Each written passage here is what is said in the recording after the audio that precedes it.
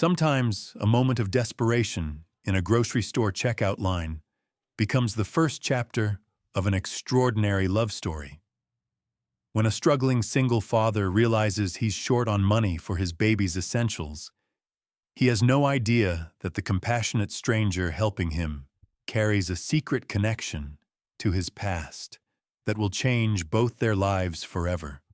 What starts as an act of kindness between strangers becomes a journey of rediscovering lost family, healing old wounds, and finding that sometimes the people we're meant to love have been searching for us all along. If you enjoy this story, a like or subscribe would mean the world to us. Don't forget to let us know in the comments where you're listening from and what time it is there. The fluorescent lights hummed overhead at Valley Market as Daniel Rodriguez stood frozen at checkout register 3, staring at the digital display that might as well have been announcing his failure as a father. 22.48. He counted the crumpled bills in his wallet again, hoping somehow the mathematics of desperation would change in his favor. $15.63. That was all he had left until his next paycheck arrived in 4 days. Behind him in the shopping cart, his 18-month-old daughter Sophia whimpered softly, her tiny fists rubbing sleepy eyes. She was strapped into the faded plastic seat, her legs kicking restlessly at the air, cheeks flushed with the sticky remnants of a half-eaten banana. The single canister of baby formula on the conveyor belt seemed to mock him with its essential necessity. He had calculated carefully at home, counted every coin twice, even added extra for tax. Somehow, he was still short. "Sir, that'll be $22.48, the teenage cashier repeated, her voice cutting through his internal panic like a blade. She tapped her acrylic nails impatiently against the register. Daniel dug deeper into his jacket pockets, finding nothing but lint, an old receipt, and the crushing weight of inadequacy. His face burned with embarrassment as he became acutely aware of the growing line behind him. Someone cleared their throat with obvious irritation. Another person muttered something about inconsiderate people holding up the line. "Maybe. Could you just put it back?" Daniel started to say, the words tasting like complete defeat. He couldn't meet the cashier's eyes. "I'll take care of it." The voice came from directly behind him, warm, confident, and unexpectedly kind. Daniel turned to see a woman in her early 30s with sleek dark hair pulled back in a professional chignon. She wore a tailored burgundy coat that spoke of success and carried a small basket containing what looked like premium organic items: baby food pouches, a stuffed elephant, and expensive shampoo. "You don't need to," Daniel began, his voice catching. "I know I don't need to," she interrupted gently, stepping forward with quiet authority. "But I want to." She looked at the cashier with the kind of calm confidence that suggested she was accustomed to making decisions. "Add his formula to my order, please, and throw in a pack of those baby snacks and some of those fruit pouches." The cashier shrugged and began scanning the woman's items with renewed efficiency. Daniel stood motionless, caught between overwhelming gratitude and burning humiliation. Sophia had stopped fussing and was now staring at the stranger with wide, curious dark eyes, as if sensing something important was happening. "Thank you," Daniel managed, his voice thick with emotion he wasn't prepared to show in public. I don't know what to say." The woman smiled, but it wasn't the kind of superficial smile people gave for social politeness. There was something deeper in her expression, a recognition that seemed to go beyond this moment. "We've all been there," she said simply, though something in her tone suggested this wasn't just a platitude. She lifted her hand gently, not to silence him, but to stop him from saying something that might make this moment more painful than it already was. "You don't owe me anything," she continued. "She deserves to go home fed and happy. That's all that matters." Daniel looked into her eyes. There was something there, something tired but infinitely kind. Not pity, not condescension, just a quiet understanding that seemed to say, "I've walked in shoes like yours before." He swallowed hard and nodded. No words seemed adequate, so he offered the smallest gesture of respect and gratitude he could manage. As the cashier handed Daniel his bag, the woman was already heading toward the exit. He wanted to follow her, to thank her properly, to ask her name, to understand why a complete stranger had shown him such unexpected kindness. But by the time he maneuvered Sophia's cart through the automatic doors, she had vanished into the Phoenix evening crowd. Daniel stood at the edge of the parking lot, still holding the shopping bag that contained more than he had paid for. He reached inside and pulled out one item, the bright red organic fruit pouch the woman had asked the cashier to add. It was mango and apple flavored, probably organic, definitely more expensive than anything he usually bought for Sophia. He stared at it for a long moment, then made a decision. Walking back into the store, he carefully placed it on the impulse shelf near the register. He kept the formula, of course, and the elephant toy because Sophia was already reaching for it with delighted fingers. But the extra snack felt like more than they needed, and Daniel had a personal rule that had kept his dignity intact through the hardest times. Take only what you cannot give back. Outside, he strapped Sophia into her car seat in his weathered Honda Civic. The interior smelled faintly of motor oil and worn fabric, but it was theirs, and it ran. Sophia was humming now, making the nonsensical babbling sounds that meant she was content. The stuffed elephant clutched tightly against her chest like a treasure. Daniel sat behind the wheel for a long moment before starting the engine. He hadn't expected anyone to help him tonight. He certainly hadn't expected her, this composed, elegant woman who had stepped in without hesitation or judgment. He glanced in the rearview mirror. Sophia was grinning at her own reflection, then waving the elephant in the air like a victory flag. Daniel let out a breath he felt like he'd been holding all day. He didn't know the woman's name. She hadn't offered it, and in his shock, he hadn't asked. But her face stayed with him as he drove home through the quiet streets. Calm, kind, familiar in a way he couldn't quite place. As he pulled into the parking lot of his modest apartment complex, he whispered to himself, just loud enough that Sophia couldn't hear, "I'm not a charity case." And somehow, for the first time in months, he actually believed it. The view from the 22nd floor of Morales Medical Center stretched across the sprawling Phoenix Valley. Glass and steel towers shimmered in the desert heat, reflecting a city that Dr. Isabella Morales had helped shape through her work. But her corner office felt unusually quiet that morning. Too quiet. She stood at the floor-to-ceiling windows, absently turning a small, worn silver locket between her fingers. The chain was frayed from years of handling, the metal dulled by time and countless worried touches.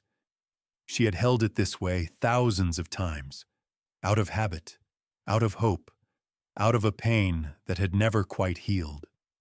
Isabella opened the locket carefully. Inside, etched in shaky, childlike letters, were the words, "Danny Rodriguez." Below that, in even smaller script, "My hero." A soft knock interrupted her thoughts. "Come in," she said, without turning from the window. Carmen, her longtime assistant, entered with a stack of morning reports. "Board meeting prep for the foundation," she said, then paused, noticing Isabella's posture. "You're holding that locket again." Isabella smiled faintly. Do I do that often?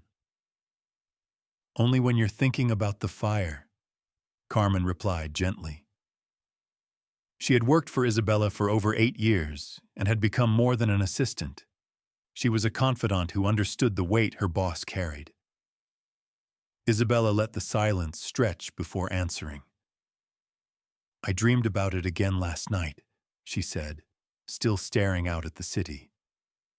I was 8 years old. The Sunset Vista apartment complex was a tinderbox waiting to happen. Old wiring, overcrowded units, landlords who cut corners on safety.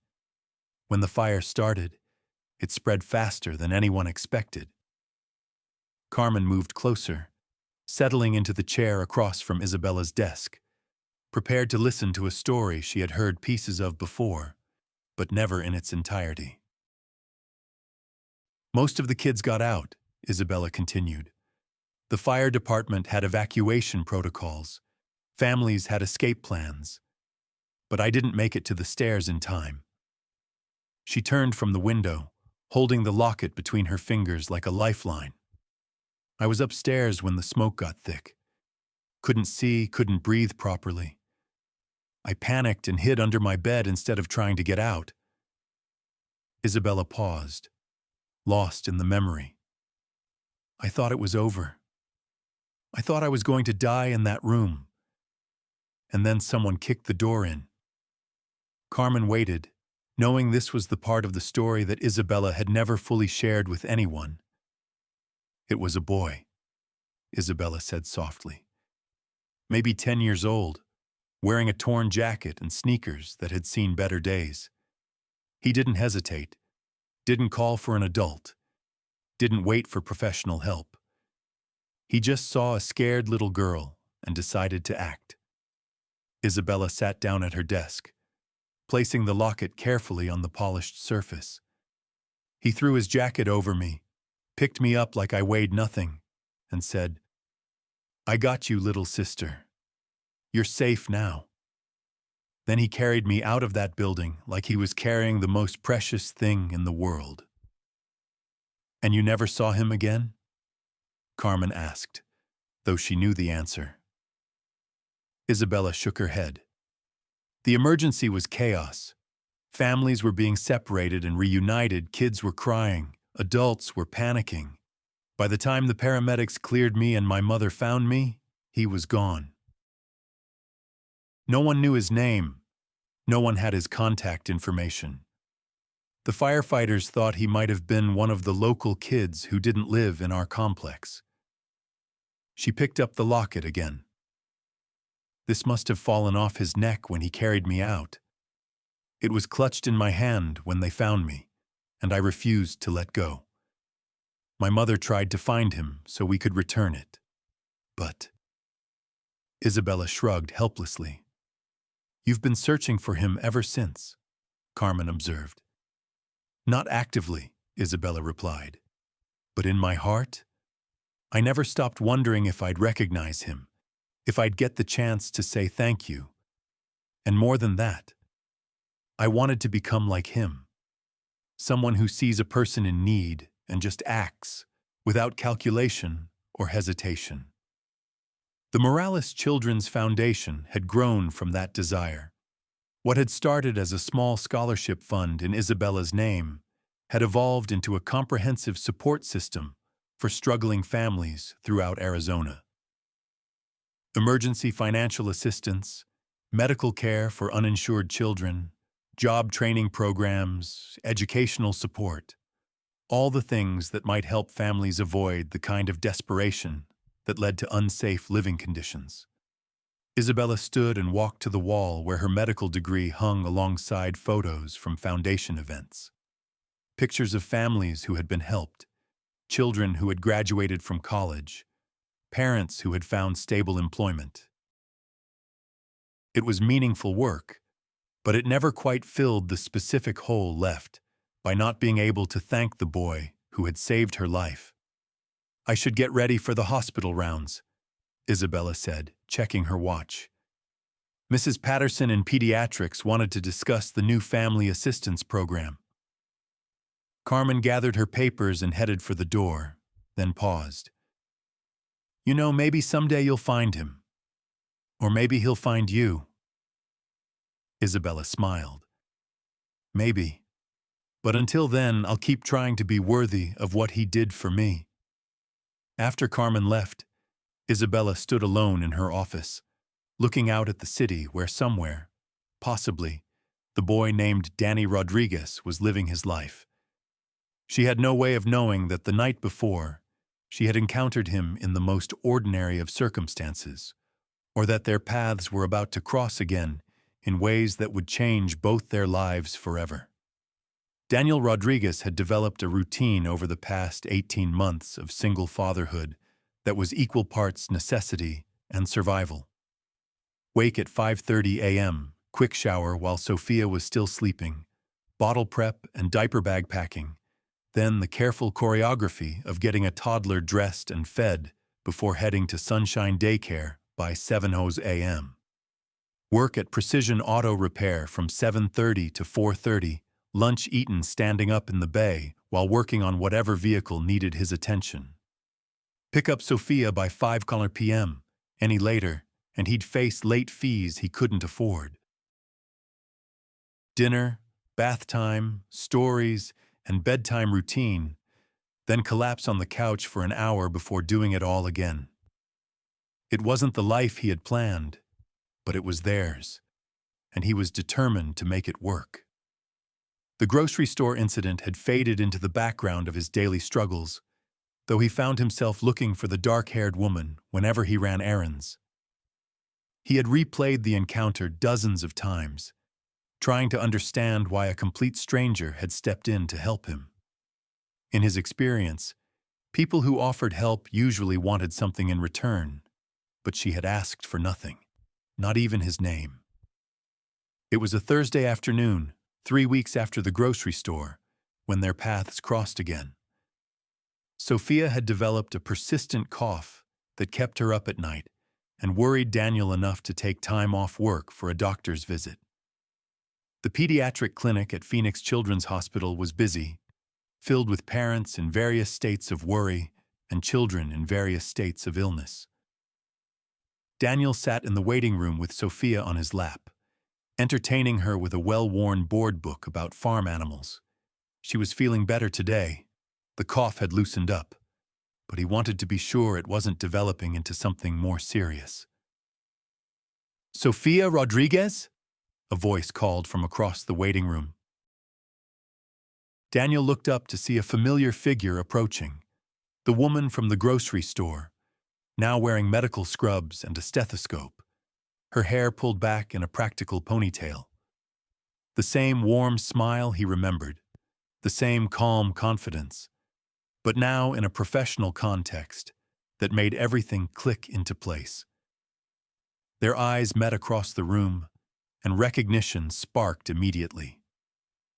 "It's you," she said, reaching them with genuine surprise lighting her face. "How are you both doing?" "We're good, thank you," Daniel replied, standing up with Sophia in his arms. "I never got the chance to properly thank you for what you did." Isabella waved his thanks away with the same gentle dismissal he remembered. "Please, it was nothing. What brings you here today?" She was already shifting into professional mode, her attention focusing on Sophia with the practiced eye of a pediatrician. Daniel explained about the cough, and Isabella listened with the kind of focused attention that made him feel like his concerns were valid and important. When another doctor appeared to call Sophia's name for her appointment, Isabella touched Daniel's arm gently. "Dr. Peterson is excellent," she said quietly. "And before you leave, ask the front desk about our family support services. We have programs that can help with medical costs and other needs." Daniel nodded, once again struck by her thoughtfulness. As he followed Sophia's name being called, he realized he still didn't know her name, though the mystery was beginning to make sense. The appointment went well. Dr. Peterson confirmed that Sophia's cough was viral and would resolve on its own with rest and fluids. As they prepared to leave, the receptionist handed Daniel an envelope. "Dr. Morales asked me to give you this," she said with a knowing smile. Inside was a business card for the Morales Children's Foundation and a handwritten note. "If your family ever needs support, please don't hesitate to reach out. We're here to help. Dr. Isabella Morales." That evening, after Sophia was asleep, Daniel sat at his kitchen table with his laptop, researching the foundation. What he found was remarkable. The Morales Children's Foundation provided comprehensive support for struggling families, emergency financial assistance, job training programs, child care support, educational scholarships, and medical aid. It was exactly the kind of help he could have used during the hardest months after Sophia's mother left. But what caught his attention most was the foundation's origin story. It had been started by Dr. Isabella Morales, who had been saved from a fire as a child and wanted to honor the kindness that had changed her life. The website featured a photo of Isabella at a ribbon-cutting ceremony, but what made Daniel's heart race was the quote beneath. "Sometimes a single act of courage from a stranger becomes the foundation for a lifetime of service to others." Daniel stared at the screen, his mind racing back to a memory he hadn't thought about in years. An apartment fire at the Sunset Vista complex when he was 10 years old. The chaos, the smoke, the moment he realized a little girl was still trapped upstairs. Running back into the building while adults shouted for him to stop. Finding her under a bed, wrapping his jacket around her, carrying her to safety. He had never known her name, had never found out what happened to her after that night. In the confusion of the emergency, families had been separated and reunited, and by the time the immediate crisis was over, she was gone. Could it be possible? The next morning, Daniel found himself dialing the number on the business card. His hands shook slightly as he waited for someone to answer. "Morales Children's Foundation. This is Carmen." "Is Dr. Morales available? This is Daniel Rodriguez. I was at the hospital yesterday with my daughter." "Oh, yes. She mentioned meeting you. Let me see if she's available." The hold music seemed to last forever. Then Isabella's voice came on the line, warm and professional. "Daniel, thank you for calling. How is Sophia feeling today?" "She's better, thank you, but I need to ask you something, and it might sound strange." "Of course. What is it?" Daniel took a deep breath. "Were you ever in an apartment fire when you were little? At a place called Sunset Vista?" The silence on the other end of the line stretched so long that Daniel wondered if the call had dropped. "Danny?" Isabella's voice was barely a whisper. "Danny Rodriguez?" "Yes." "Oh my God. It's really you." The coffee shop near the hospital was small and intimate, the kind of place where conversations stayed private and the baristas knew to give people space when they needed it. Isabella had suggested meeting there instead of at her office, sensing that this conversation needed to happen on neutral ground. Daniel arrived first, Sophia strapped into a high chair beside him, happily munching on pieces of banana and crackers. He was nervous in a way he hadn't been since high school, unsure what to expect from this reunion. When Isabella walked in, she carried a small box in addition to her purse. She spotted them immediately and approached with a smile that was equal parts joy and disbelief. "I still can't believe it's really you," she said, sliding into the chair across from them. She looked at Sophia with professional interest. "And you must be Sophia. You're even more beautiful in person." Sophia responded by offering Isabella a piece of banana, which Isabella accepted with grave seriousness. "I brought something," Isabella said, placing the small box on the table. Something that's belonged to you for a long time. Daniel opened the box to find a silver locket, tarnished with age but unmistakably familiar. His breath caught as he lifted it out, feeling the weight of 18 years in his palm. "I haven't seen this since," he began. "Since the night you saved my life," Isabella finished softly. "It was in my hand when they carried me out. The chain must have broken when you lifted me." Daniel opened the locket, and there, in his own childish handwriting, were the words he had inscribed when his grandmother gave it to him for his 8th birthday. "Danny Rodriguez, be brave." "I've carried this with me everywhere for 18 years, Isabella said. "I had your name, but no way to find you. Rodriguez is common, and Danny could be Daniel or Danilo or any number of variations. I tried searching, but without more information. I wondered about you, too," Daniel admitted. "I asked around the complex after the fire, but your family had moved. Someone said you were okay, but I never knew if you were really all right, if you were happy." Isabella smiled, tears beginning to form in her eyes.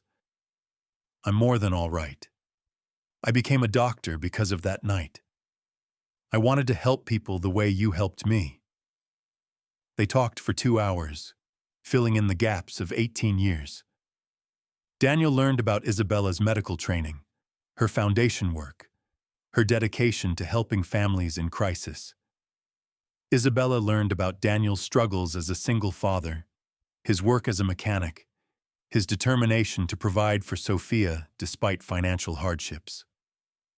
"The night at the grocery store," Isabella said, "I had no idea it was you. I just saw a father who needed help, and it reminded me of all the times my mother struggled when I was little. And I saw someone being kind for no reason," Daniel replied. "It meant more than you know." Sophia had fallen asleep in her high chair, exhausted by the new environment and the attention. Daniel adjusted her position gently, and Isabella watched the tender gesture with interest. "You're a good father," she observed. "I'm trying to be," Daniel said. "It's harder than I expected doing it alone." "You don't have to do it alone anymore," Isabella said quietly.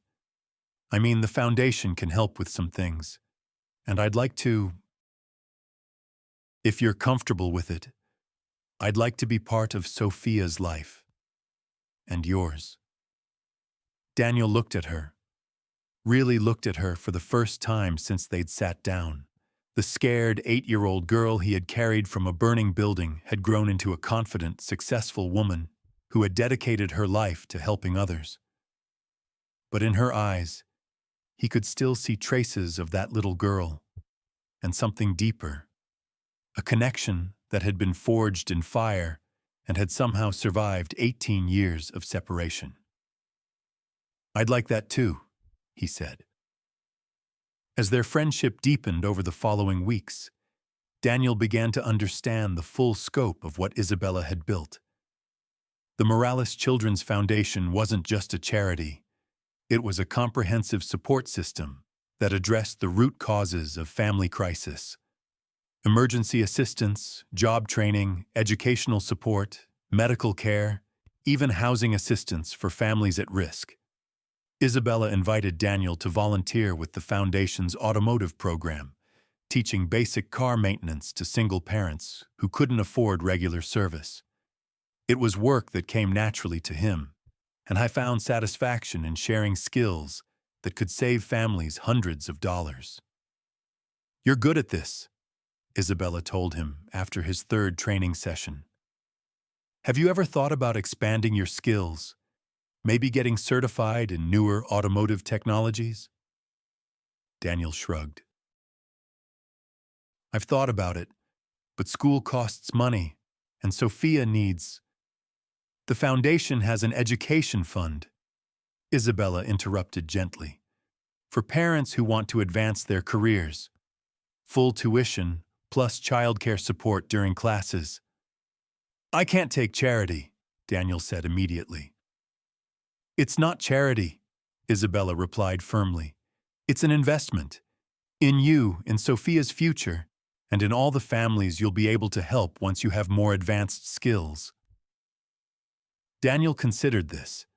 The idea of going back to school, of learning new technologies and expanding his career prospects, was appealing, but it also felt impossible.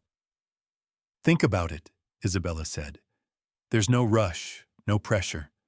The program will be there when you're ready. Meanwhile, Sophia was thriving with Isabella's presence in their lives. The toddler had never known her mother. She had left when Sophia was only 3 months old, claiming that motherhood wasn't what she had expected. Isabella filled that void naturally, reading bedtime stories, teaching Sophia new words, and showing her that families could come in many different configurations. "Bella!" Sophia would squeal whenever Isabella arrived, reaching up to be lifted and spinning in circles. Isabella always obliged, and Daniel would watch these interactions with a mixture of gratitude and something deeper that he wasn't quite ready to name. It was during one of these visits that everything changed. Daniel was in the kitchen preparing dinner, while Isabella played with Sophia in the living room. He could hear them giggling together, Sophia's delighted laughter mixing with Isabella's warmer chuckle. "Danny, look!" Sophia called out. Daniel turned to see Sophia standing on the couch, arms outstretched, preparing to jump into Isabella's waiting arms. It was a game they had played before, but tonight something felt different. As Sophia launched herself forward, trusting completely in Isabella's ability to catch her, Daniel was struck by the parallel to that night 18 years ago. Isabella caught Sophia easily, spinning her around as the little girl shrieked with joy. When she set Sophia down, their eyes met across the room, and Daniel saw something in Isabella's expression that took his breath away. Love. Not just affection for Sophia, but something deeper and more encompassing. "She trusts you completely," Daniel said softly. "I would never let her fall," Isabella replied, and Daniel knew she meant more than just the physical act of catching. That night, after Sophia was asleep and Isabella had gone home, Daniel sat on his couch and tried to process what was happening in his life.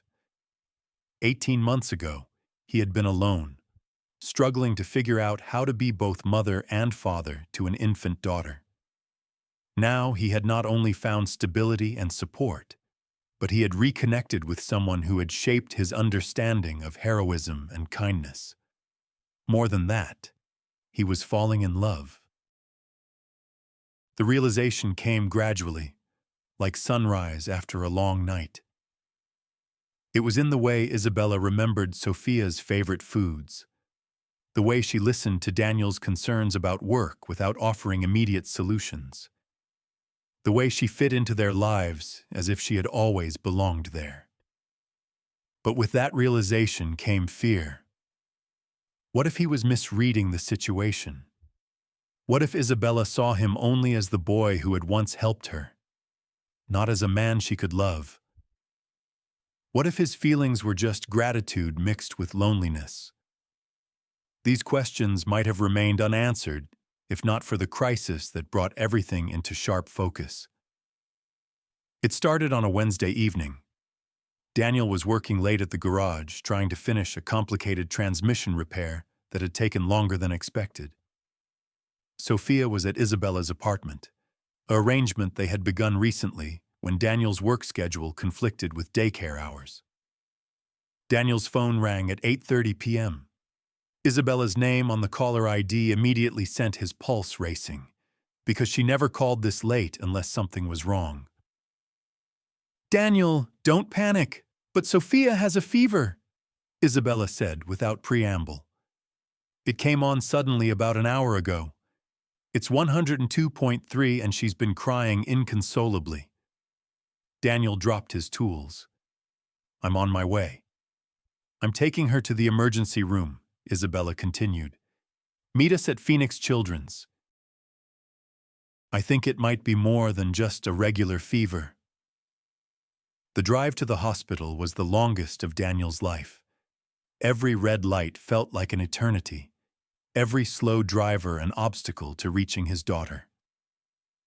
He found Isabella in the pediatric emergency waiting area, Sophia limp in her arms, her small body radiating heat. How long has she been like this? Daniel asked, taking Sophia from Isabella's arms. His daughter's skin was flushed and hot to the touch, her breathing rapid and shallow. About 2 hours total, Isabella replied. I called you as soon as her temperature spiked above 102. Dr. Williams is going to examine her. She's one of the best pediatric emergency physicians here. They were called back quickly, and Daniel watched as medical professionals swarmed around his daughter. Blood work, temperature monitoring, a careful examination that seemed to take forever. Isabella stood beside him throughout, not as a doctor, but as someone who cared about Sophia, translating medical jargon and offering reassurance. Ear infection, Dr. Williams finally announced. A bad one, but nothing that won't respond to antibiotics. She should start feeling better within 24 hours.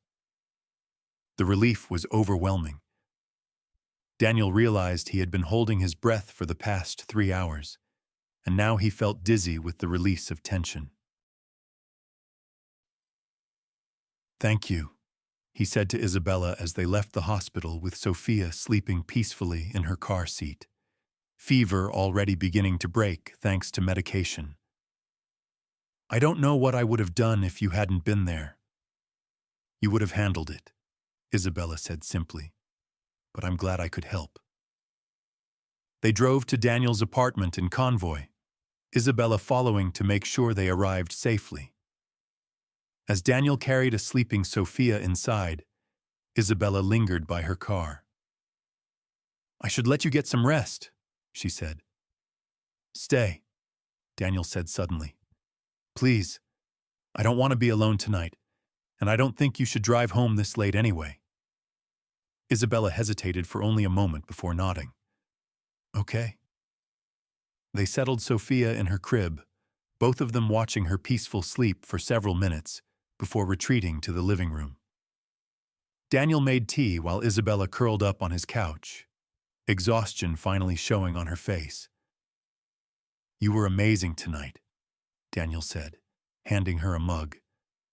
Not just the medical stuff, but the way you stayed calm, the way you took care of both of us.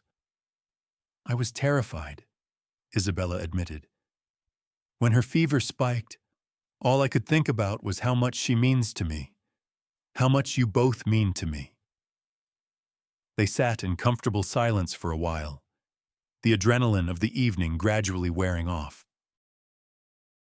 Daniel found himself studying Isabella's profile in the soft light from the kitchen, memorizing the curve of her cheek, the way her hair fell across her shoulder. Isabella, he said quietly. I think I'm falling in love with you. The words hung in the air between them. Isabella turned to look at him, her eyes searching his face. I think I fell in love with you 18 years ago, she said softly. With a 10-year-old boy who risked his life to save a stranger. I just didn't know it until I found you again. When Daniel kissed her, it felt like coming home after a very long journey. Not just the physical sensation, though that was wonderful, but the emotional recognition that they had been moving toward this moment for nearly 2 decades. The next morning, Sophia woke up fever-free and demanding breakfast. She seemed delighted to find Isabella still there, as if this was the most natural arrangement in the world. Bella stay? Sophia asked hopefully, climbing into Isabella's lap. If it's okay with Daddy, Isabella said, looking at Daniel with a question in her eyes. More than okay, Daniel replied. 6 months later, Daniel graduated from the Advanced Automotive Technology program at Phoenix Community College, with Isabella and Sophia cheering from the audience. The foundation had covered his tuition, and Isabella had provided childcare during his evening classes, but the accomplishment was entirely his own. "I'm proud of you," Isabella told him afterward. Sophia balanced on her hip, both of them wearing matching grins. "I couldn't have done it without you," Daniel replied. "You could have," Isabella corrected, "but I'm glad you didn't have to." The wedding was small but meaningful, held in the foundation's community garden with Sophia as the flower girl and Daniel's grandmother as his best woman. Isabella's colleagues from the hospital provided the music, and families who had been helped by the foundation contributed food and decorations. In his wedding speech, Daniel talked about the power of small acts of kindness to change the trajectory of entire lives. 18 years ago, I ran into a burning building because a little girl needed help, he said. I had no idea I was saving the woman who would someday save me right back. Isabella's response was simpler. Daniel Rodriguez taught me that heroes don't always wear capes. Sometimes they wear work clothes and just choose to do the right thing when it matters most. 5 years later, the Rodriguez Morales Children's Foundation had expanded to serve families across the Southwest. Daniel served as Director of Family Services while completing his bachelor's degree in social work through an online program. Isabella continued her medical practice while overseeing the foundation's strategic development. Sophia, now 8 years old, was already talking about becoming a doctor like her mama and a hero like her papa. They kept the silver locket in a place of honor on their mantle, next to photos from their wedding and family vacations. It served as a reminder that kindness creates connections across time and distance, and that sometimes the people we're meant to love are the ones we've been helping all along. But perhaps the most important lesson they learned was that family isn't always defined by biology or legal documents. Sometimes it's about recognizing someone who was always meant to be part of your story, even when it takes decades to understand how all the pieces fit together.